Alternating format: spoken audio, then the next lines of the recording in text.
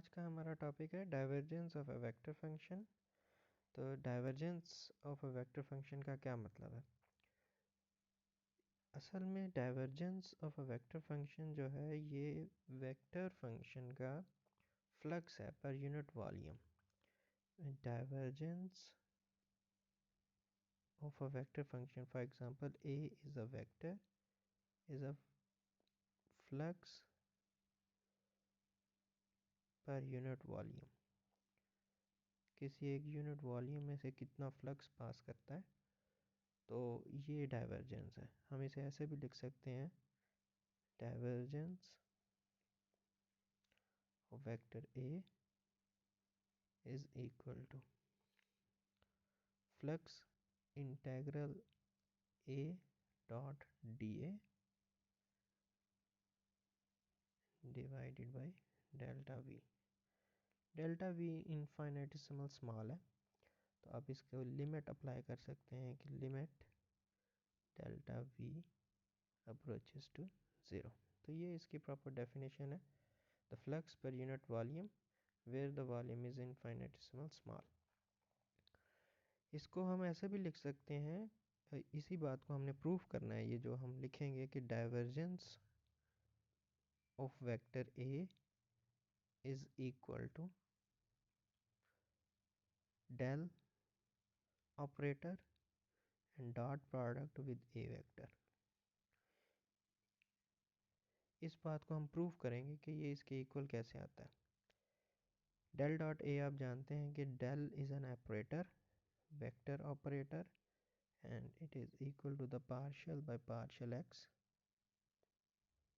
I unit vector plus partial by partial y j unit vector plus partial by partial z of k unit vector। तो definition के बाद हम चलते हैं इसकी फिजिकल सिग्निफिकेंस पे। जो इसकी फिजिकल सिग्निफिकेंस है वो ये है कि फ्लक्स कितना आउटवर्ड या इनवर्ड पास कर रहा है। अगर तो फ्लक्स आउटवर्ड है, फॉर एग्जांपल पॉजिटिव चार्ज का इलेक्ट्रिक फील्ड अगर आप देखें तो इलेक्ट्रिक फील्ड आउटवर्ड डायरेक्शन में होता है, तो इसका जो डाइवर्जेंस है वो पॉजिटिव है। और अगर नेगेटिव चार्ज देखा जाए जिसका फ्लक्स या इलेक्ट्रिक फील्ड इनवर्ड है किसी एक रीजन में, तो उसका डाइवर्जेंस नेगेटिव होगा। और इसके अलावा अगर किसी का डाइवर्जेंस ज़ीरो हो तो इसका मतलब ये है कि ये साइनोसाइडल फील्ड है। साइनोसाइडल फील्ड मतलब जितना इनवर्ड है, जैसे सोलिनॉइड का मैग्नेटिक फील्ड होता है। जो सोलिनॉइड का मैग्नेटिक फील्ड है, ये सोलिनॉइड है, तो सोलिनॉइड का जो मैग्नेटिक फील्ड है एक तरफ से आउटवर्ड होगा और एक तरफ से इनवर्ड होगा। जितना सोलिनॉइड के इनवर्ड है उतना ही आउटवर्ड है। तो इनवर्ड नेगेटिव था, आउटवर्ड पॉजिटिव था, ऐड करने से डाइवर्जेंस ज़ीरो है। इसे कहते हैं सोलिनॉइडल फील्ड, सोलिनॉइड से।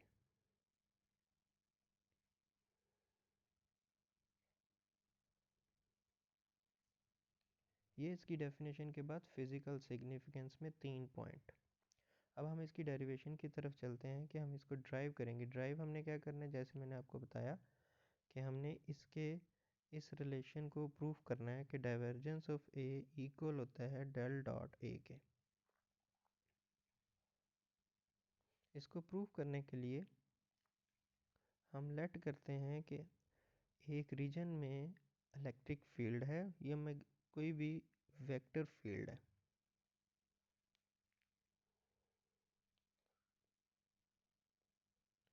X axis, Y axis and Z axis, इसमें कोई एक फील्ड है, वेक्टर फील्ड, और हम कोई एक इनफाइनेटिसिमल वॉल्यूम कंसीडर करते हैं।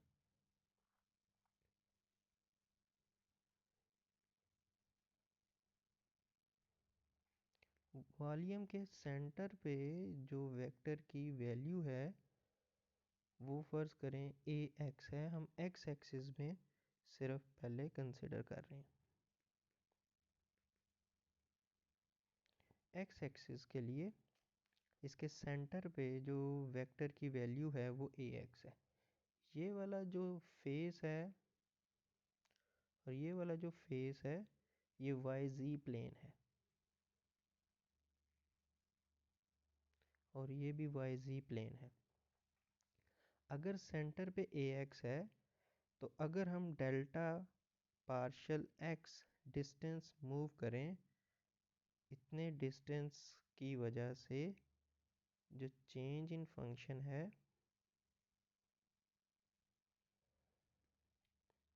फंक्शन वेक्टर फंक्शन जो ए फंक्शन है उसमें कितना चेंज आता है वो हम कहते हैं पार्शियल ए एक्स के इक्वल चेंज आता है। यूनिट डिस्टेंस में कितना चेंज आएगा, डेफिनेटली उससे डिवाइड कर देंगे। यूनिट डिस्टेंस के लिए जो चेंज होगा वो इक्वल होगा partial of a x divide by partial by x. तो ये जो टोटल डिस्टेंस है इस वाली लेंथ का ये डेल्टा एक्स है। तो अगर हम सेंटर से इस फेस की तरफ जाएं या सेंटर से इस फेस की तरफ जाएं तो कितना डिस्टेंस मूव करेंगे, हाफ डिस्टेंस x बाई 2 होगा।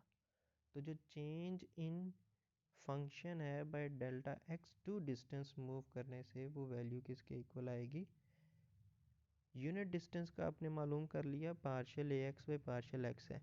डेल्टा एक्स बाय 2 डिस्टेंस से जो चेंज आएगा फंक्शन में, फंक्शन की वैल्यू में, वो delta a x divide by partial x and delta x by 2। तो जो फर्स्ट वाला फेस है वहाँ पे वैल्यू क्या है और फिर सेकंड वाले फेस पे वैल्यू क्या है, इस वाले फेस पे और इस वाले फेस पे वैल्यू डिफरेंट होगी। अगर तो फंक्शन जो वेक्टर फंक्शन है उसकी डायरेक्शन, अगर वेक्टर फंक्शन की डायरेक्शन इस तरफ है तो यहाँ पे वैल्यू ज़्यादा होगी और यहाँ पे वैल्यू फंक्शन की कम होगी। दोनों फेस पे फंक्शन की वैल्यू डिफरेंट होगी। तो एक पे प्लस होगी ऐड होगी और एक पे माइनस होगी जितना चेंज होता है, क्योंकि सेंटर पे ए एक्स है।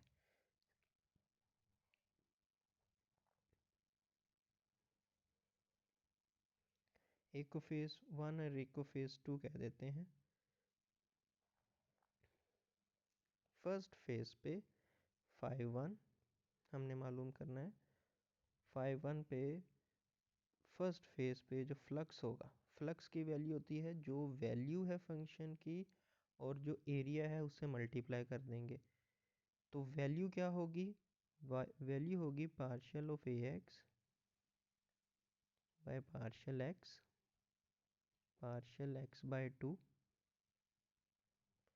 प्लस ए एक्स, जो ए एक्स वैल्यू थी वो उसमें ऐड हो जाएगी जितना चेंज आएगा। तो ये वैल्यू है, इसको मल्टीप्लाई कर देंगे इसके एरिया से, और एरिया जो फेस का एरिया है वो वाई जी प्लेन का है, तो पार्शियल वाई एंड पार्शियल जी आएगा।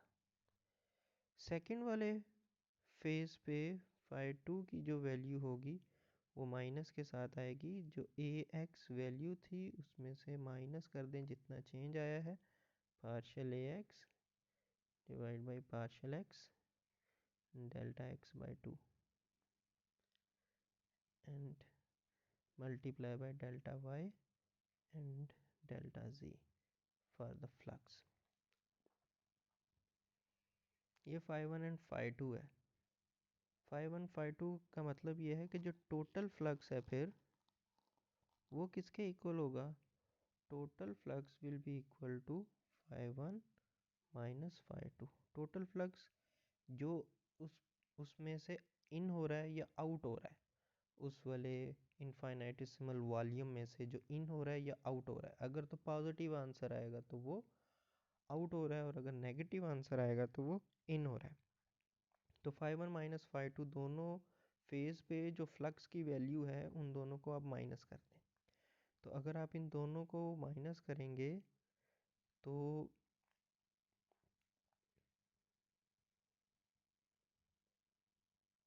φ1 की वैल्यू पुट कर दें तो φ1 की वैल्यू है ax plus partial of ax by partial x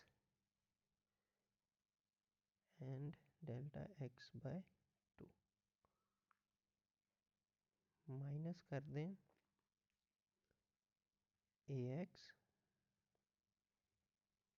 minus partial of ax by partial of x and delta x by 2। ये माइनस माइनस प्लस हो जाएगा, ax की वैल्यू कैंसिल हो जाएगी, जो हमें मिलेगा वो मिलेगा partial of ax by partial of x and delta x and delta y and delta z। इन सब के साथ फ्लक्स की वैल्यू है, फ्लक्स के साथ उनका एरिया भी है, और एरिया आपको पता है कि वो partial y and partial z delta y and delta z है। ये टोटल फ्लक्स आ गया। ये नंबर्स जो delta x delta y and delta z multiply हो रहे हैं ये वॉल्यूम बनाएंगे। तो ये बनेगा partial of ax by partial of x and volume. Volume इधर आके मल्टीप्लाई होगा फ्लक्स के साथ, तो flux divide by volume is equal to partial ax divide by partial of x। ये तो था x एक्सिस में जो फ्लक्स है। इसी तरह y एक्सिस का ये जो फ्लक्स टोटल फ्लक्स आया है ये x एक्सिस का है। y एक्सिस का क्या आएगा, y delta v is equal to partial of ay divide by partial of c। Similarly आप लिख सकते हैं partial of y and flux along C's phase delta V will be equal to partial of AZ divided by partial of Z। ये बाकी y और z का जो flux है वो आप वेक्टर को y और z में लेट करके फाइंड आउट कर सकते हैं। जो टोटल फ्लक्स होगा phi x phi y and phi z का होगा। जो टोटल फ्लक्स है phi total is equal to phi x plus phi y plus phi z। इनकी वैल्यूज ऐड कर लें और ऐड करने से मिलेगा phi total partial of ax partial of x plus partial of ay plus partial by partial z by of az, और साथ में volume delta v। Limit apply कर दें, डेल्टा v अप्रोचेस टू 0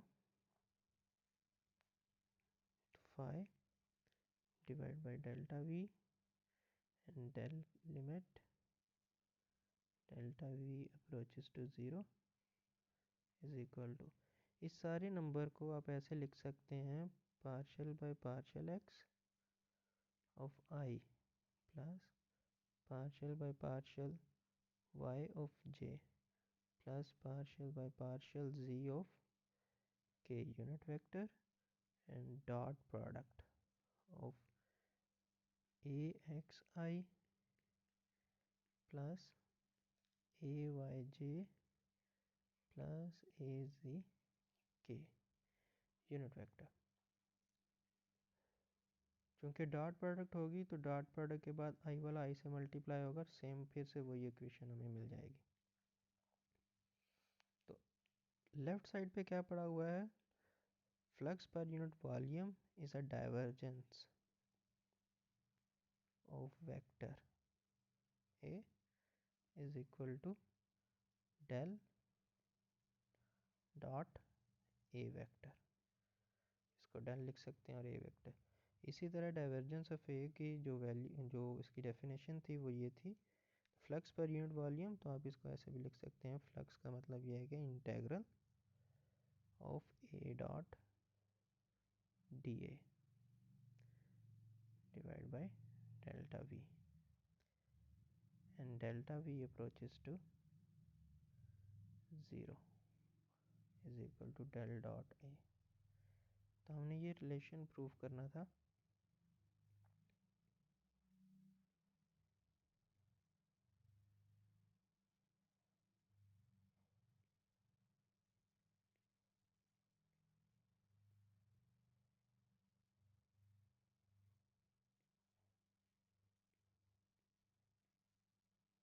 शुरू में देखें कि हमने जो एक रिलेशन फाइंड आउट करना था वो यही था।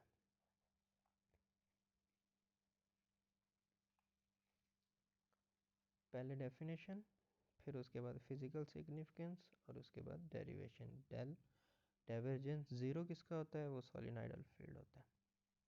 आज के लिए इतना ही।